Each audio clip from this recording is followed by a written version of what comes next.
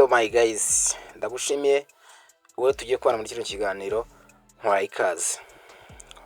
Wibuke gukora subscribe, like, comment, tujye tubana umunsi ku munsi. Nukuvuga ngo rero uyu munsi tugiye kurebera ku bintu bijyanye n'iki n'umuziki, kuba wakwikorera indirimbo ukoresheje telefone yawe. Nta kindi rero, ugomba kuba ufite telefone yawe, ufite na ekuteri cyangwa headphone. Ibyo nibyo ugomba kuba ufite kugira ngo ube waba wakorera indirimbo muri telefone yawe. Nta kindi rero, ugomba kuba ufite na internet, Nta kindi rero, ugomba kuba ufite application yitwa BandLab, ariyo iyi ngiyi BandLab. Urajya muri Play Store yawe, wibutsa gukora subscribe, like, comment, tujye tubana umunsi ku munsi. Tugiye kuba ino application nini cyane, ntavuga ngo bite birangira. Muraza kumbwira nimba twakomeza tuyireberaho, kugeza nyine dufite icyo tuzi. Urabona ko twashaka application yitwa BandLab, bari kutwereka, ndabona nta yirimo. Weho bishobora nayo kwanga ntuyibone, dore ariyo iyi ngiyi utaza kwiyitiranya, yitwa BandLab, utaza kwiyitiranya nyabuna.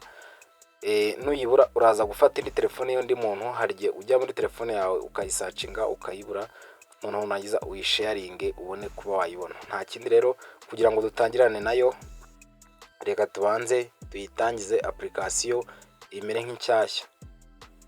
Ubwo nawe nuza kuyibura muri Play Store yawe, uraza kwiranja urebe umuntu gutiza telefone uyishyiremo, uraza kuyisharingaho kugira ngo ube wayikoresha.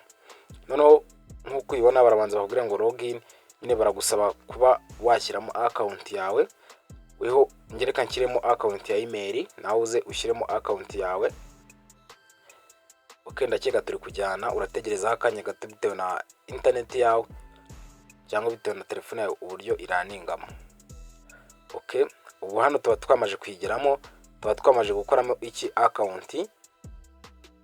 Hano bamaje gukora account, urabona na akantu ko guteranya, uzitwana hano new project. Ubwo tugiye gukora project nshyashya. Hano turaba turi gukora project nshyashya.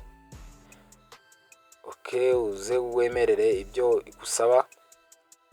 Urabona ko ifite ama features menshi. Weho ibyo tugiye kuba twareberaho uyu munsi, urakana rance loop. Noneho twebwe no tugiye kuba twakoresha. Urabona iyo umaze gukanda loop, bakuzanira hano utuntu tumeze nk'ama video cyangwa ama audio.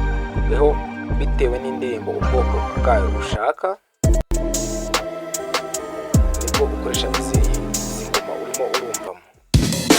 Ukoreshamo neza cyane ushaka. Uraza ushaka bitewe n'indirimbo weho ushaka kuba wakora. Noneho twebwe dufashe iriya ya mbere. Iyi ni sample ndi gutanga, nawe uraza kuza ubikore neza witonze, bitewe n'injyana wowe ushaka gukoramo indirimbo yawe cyangwa ushaka gukoramo beat yawe. Hano icyo tugiye kuba twakora beat, ni beat tugiye kuba twabanza kuba twakora, tukaza no gushyiramo amajwi. Kubera rero umwanya ndi kubona uraza kutubana mutoya, tugiye kuba twakora beat n'indirimbo tuzayikora nyuma dushyiramo amajwi. Turaza gukoresha izi buto, uhitemo nyine amajwi ushaka kuramanza uyumve. Umara kuyumva ubone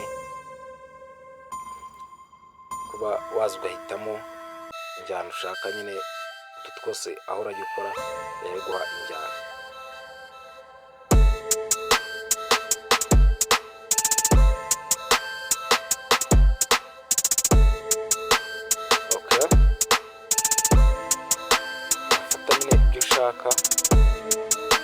Ukandaho nyine wumve aho injyana ishaka, ngo biterwa biterwa na ya ntuza twakoresheje, ya ntuza yo hejuru twabanje guhitamo twacuranze tukumva. Okay,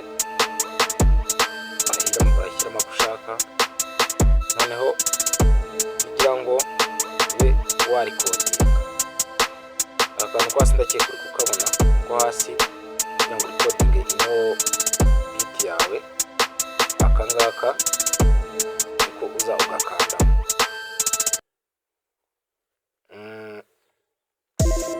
Okay, ndakeka wamaje kubibona uburyo bikorwamo. Iyi ni beat twabaye tubashe kuba twakora mu yindi video, mukeneye ukuntu twazabikora nkazabibafasha ubutaha. Ciao ciao.